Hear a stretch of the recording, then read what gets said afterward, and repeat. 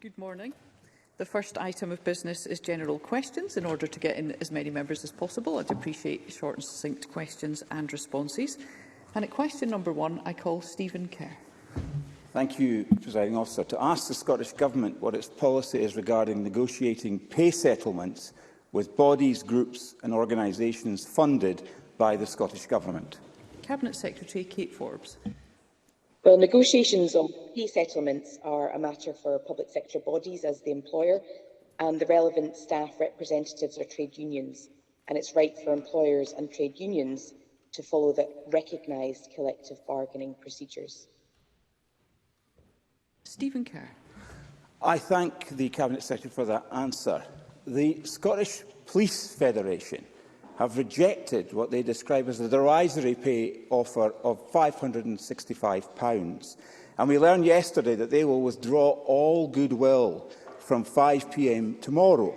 Now, a whistleblower within Police Scotland has told me that there are not enough frontline police officers to ensure safe levels of policing, and that across the east of Scotland, those safe levels have not been achieved any day this year. Police officers are owed over 50,000 rest days. They work unpaid for up to 20 hours a week, and up to 1,600 of them are planning to quit the service within months. So will the Cabinet Secretary reverse the cuts to Police Scotland of recent years that have had such a damaging impact on policing in this country, and offer safe working practices and decent pay to Scotland's police officers? Cabinet Secretary. Well, in sharp contrast to the Conservatives' approach that we have seen south of the border in recent weeks, we actually believe in fair and affordable approaches to pay. Now, the police process is ongoing in relation to pay for this year, so it's not appropriate for me to comment, but we will continue to ensure that public sector workers across the board are recognised through fair and affordable pay offers, and we will ensure that we give trade unions in particular the respect that they deserve, and the respect that has been sorely lacking in similar negotiations in south of the border. Kenneth Gibson. Thank you, Presiding Officer. Can the Cabinet Secretary advise us how the Scottish Government can deliver the pay increases being demanded when the UK Tory Government has allowed for inflation of only 2.4% in their block grant this year, at a time when inflation is 4 times that? Cabinet Secretary. Well, Kenny Gibson raises an important point that over the last few years, we have chosen a progressive pay approach, and that means cumulatively that public sector workers in Scotland are paid on average 7% more than elsewhere in the UK. And that comes from within our own budget, because there has been a distinct lack of consequential funding from the UK government. And Kenny Gibson is quite right to identify the fact that our block grant settlement from the UK government, which was set last autumn when inflation was much lower, is constrained. And obviously, with this I'll close, the Fiscal Commission noted that this year's budget is 2.6% lower than last year's in cash terms, but 5.2% lower in real terms, mainly due to reduced UK government funding.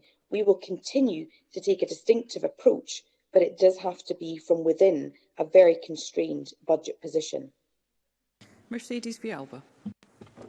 Marine protection workers have been undertaking strike action to secure a fair pay rise, but are now being subjected to underhand tactics in order to force them back to work. Tactics include vessels being berthed in inaccessible areas, little accommodation being made available, and the workers being put off the vessels when on strike. This is the kind of behaviour that we would expect from the Tories, not a government which claims to value the role of trade unions and recognises the importance of fair work. Will the Minister condemn these tactics and commit to both the Scottish Government and Marine Scotland bringing forward a pay offer which addresses the workers' concerns? Cabinet Secretary. Well, our approach to pay negotiations is to recognise the important role that trade unions play, not just rhetorically, but actually through the process as well. And in recent years, we have seen a distinctive approach being taken. Now, fully understanding the pressures on workers across the public and the private sectors right now, we are committed to negotiations that reach a conclusion which is fair and affordable, recognising the work of our public sector workers, and will continue to work with employers as they negotiate with trade unions. Question number 2, Pam Gossel. Thank you, Presiding Officer. To ask the Scottish Government whether it will provide an update on the rollout of high-speed broadband to the rural locations. Cabinet Secretary. Latest Ofcom figures show that over 2.6 million homes and businesses across Scotland can now access superfast broadband speeds, and indeed the 3 strands of activity that make up the R100 programme, which is obviously the R100 contracts, £600 million worth of R100 contracts, the voucher scheme and commercial build, are helping to deliver that full fibre infrastructure into rural Scotland. Latest figures show that despite telecoms being fully reserved to Westminster, over 9,800 connections have been delivered through the R100 contracts and vouchers, with the vast majority being full fibre. Pam Gossel. I thank the Cabinet Secretary for that answer. Presiding Officer, several residents in Craigtown Village, Mulgai, do not have access to fibre optic broadband as they are too far away from the exchange, despite being just 11 miles outside Glasgow city centre. Because both BT and the Scottish Government consider Mulgai reached, residents have been told that cabling could cost them tens of thousands. Cabinet Secretary, the planning and the rollout aspects of broadband is the Scottish Government's responsibility. So what action will the Scottish Government take to ensure homes on the outskirts of towns and villages are not being overlooked in the rollout of the high-speed broadband? Cabinet Secretary. Well, the member may want to review the Scotland Act, which confirms that telecoms is fully reserved to the UK Government and therefore entirely the remit of the Conservatives in power. However, despite that, we are investing £600 million in the R100 rollout. Now, I'd be very happy to look into the specific households or locations that Pam Gossel has referenced to understand when they might be connected.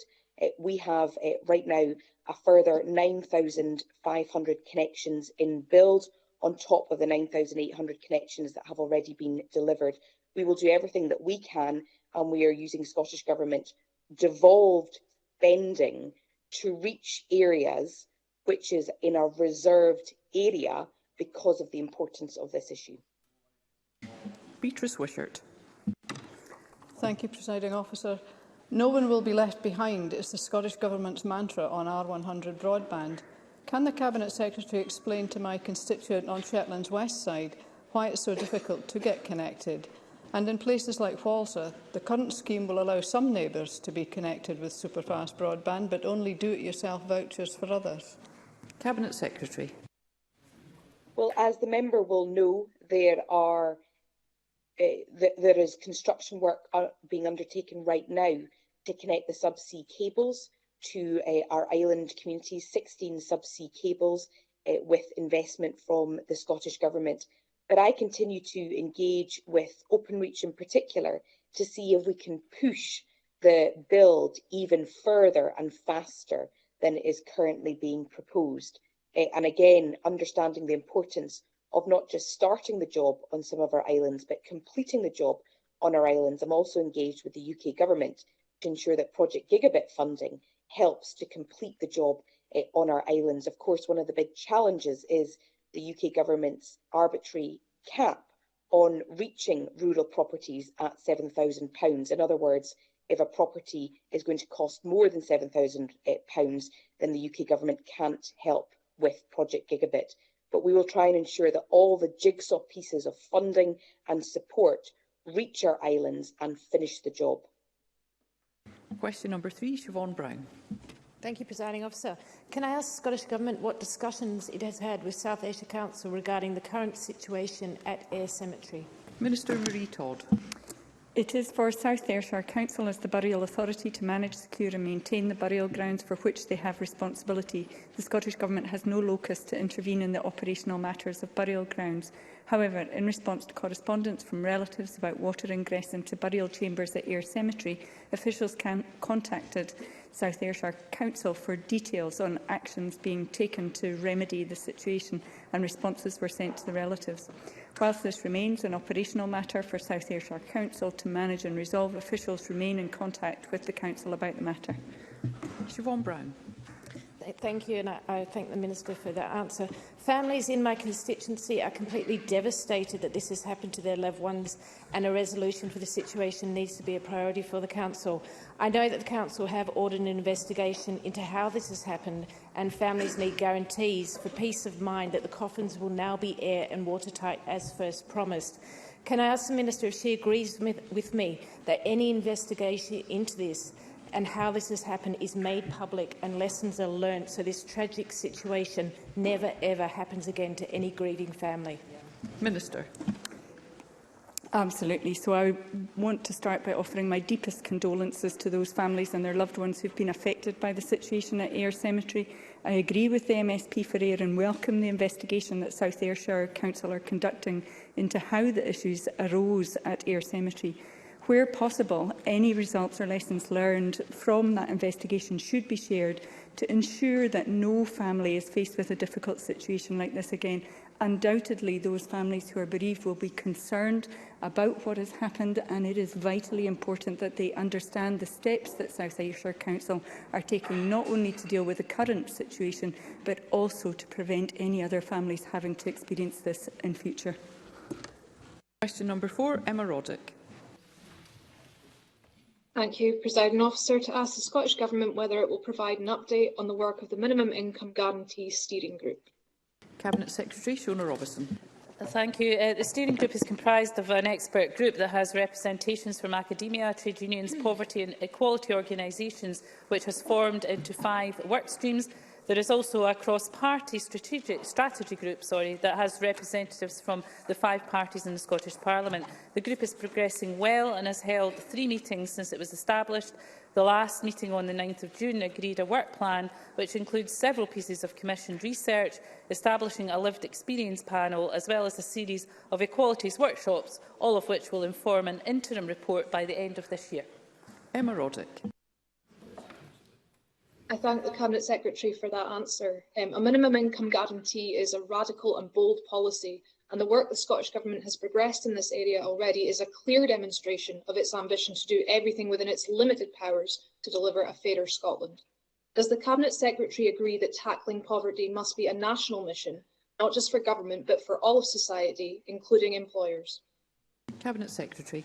I do agree with that. We need support and action from everyone in society, including employers, so we can make meaningful and lasting change. The minimum income guarantee has real potential to deliver transformational change by reducing poverty and inequality, ensuring everyone has enough money to live a decent life. And I agree this has to be a national mission. We are determined to find ambitious ways to tackle poverty, and the minimum income guarantee is one such way. I'm acutely aware that the need for action is even more urgent while households across the country are facing a serious cost of living crisis, with those on the lowest incomes being hardest hit. Question number 5, Colette Stevenson. To ask the Scottish Government what estimate it has made of the potential impacts on Scotland's economy and society of the UK Government's policy programme, including the current and future impacts of Brexit on Scotland. Minister Ivan McKee. It is clear that UK Government policies are hurting Scotland's economy and society, and this is why we are spending almost £3 billion this year to support families through the cost of living crisis. Households across Scotland are facing challenges made worse by UK Government decisions, with the UK seeing the highest inflation in the G7. Every day there is new evidence of the cost of Brexit, which is harming our trade and making us poorer. The OBR forecasts that Brexit will hurt UK productivity growth by 4%, around twice as much as the long-run impacts of the pandemic. That said, Scotland's exports are still outperforming the UK, excluding oil and gas. Exports to all countries in 2021 were down 1% from Scotland on 2019 levels, compared to a fall of 8% for the UK. Colette Stevenson. In my lifetime, Scotland has had to endure Margaret Thatcher, Blair and his Iraq War, Labour, Lib Dem and Tory ministers prioritising nuclear weapons on the Clyde rather than in investing in public services, David Cameron's austerity and Boris Johnson and his reckless Brexit deal. Tory cost of living crisis that we are all facing is yet another example of UK government failure. With one hand tied behind her back, there is only so much this Parliament can do to mitigate Westminster's damaging policies. But there is a positive alternative. Does the Cabinet Secretary agree with me that the only way to reverse the harms of Brexit, to get rid of nuclear weapons from Scotland and to have the economic levers to build a fairer, greener, wealthier country is for Scotland to become independent? Minister. Yes, I do agree with the member. The Scottish Government has consistently outlined the significant economic costs of policies like austerity and Brexit. And once again, the economy faces significant challenges. And as the question implies, Westminster holds most of the powers needed to tackle the problems brought about by the cost of living crisis, both in the immediate and longer term. The Scottish Government has continually urged the UK Government to use all the powers and fiscal headroom at their disposal to address the cost of living crisis. And of course, the member is absolutely right. An independent Scotland would have the powers, the wealth, the capability, the people, the skills, the talent to be able to create a fairer, greener and wealthier society here in Scotland, and I look forward to that happening. Miles Briggs. Thank you, Presiding Officer. Two key policy areas which the Minister has completely neglected to mention is the development of green free ports and also the very welcome development of the Levelling Up Fund, designed to invest over £4.8 billion to help our town centres, our high streets, local transport projects, cultural and heritage assets.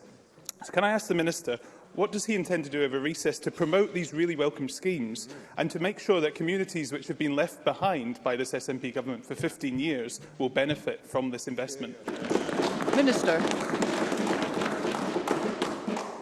The member will be aware, or should be aware, that the Greenport process is moving forward. Bidding has closed and the decision will be made over the course of the next few weeks as to where Scotland's two Greenports will be located. And as to with regards to UK support, UK has put in place measures which are supposed to make up for the loss of funding from the EU. But of course, as anyone will tell you, we see that locally and we see it in terms of the numbers. Those schemes fall far, far short of the support that was previously received by Scottish businesses, Scottish local authorities and others directly from the EU. Another reason why Scotland needs to take its economy into its own hands, become an independent country and become a full member once again of the European Union. Question number 6, Alex Rowley. Presiding Officer, to ask the Scottish Government how many housing developments in Scotland are currently unable to progress as a result of funding for schools and social infrastructure not being in place. Cabinet Secretary Shona Robertson. The Scottish Government doesn't hold that specific information, although planning authorities do monitor housing land locally through regular housing land audits. In our draft National Planning Framework 4, we have been clear that we want the planning of future development to take an infrastructure-first approach so that homes are delivered alongside the facilities and services that communities need. Alex Rowley. For that answer.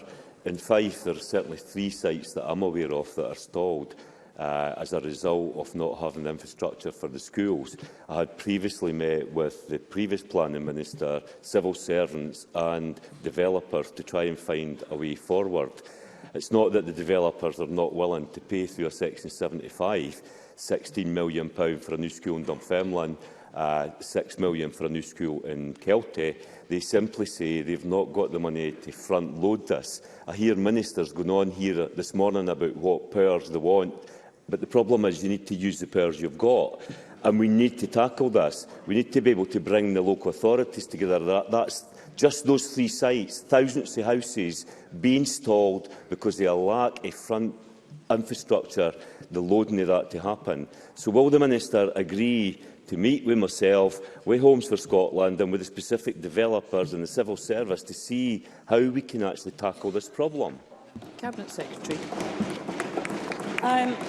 On the principle of meeting, I'm happy to meet. Obviously, we can't get involved in any live planning applications. However, in principle of meeting, I'm happy to do that. The member will be aware of the £2 billion Learning Estate Investment Programme that will benefit around 50,000 pupils across Scotland by the end of the Parliament. That includes 2 of Fife Council's priority projects for investment, including the Dunfermline Learning Campus and the Inverkeithing High School, and there's going to be phase 3 opening to local authorities in 2022 and successful projects we announced before the end of this year. So there is work going on to make sure the school estate continues to be improved and expanded, but on the specific matters that Alex Rowley mentions, I'm happy to have a meeting about those.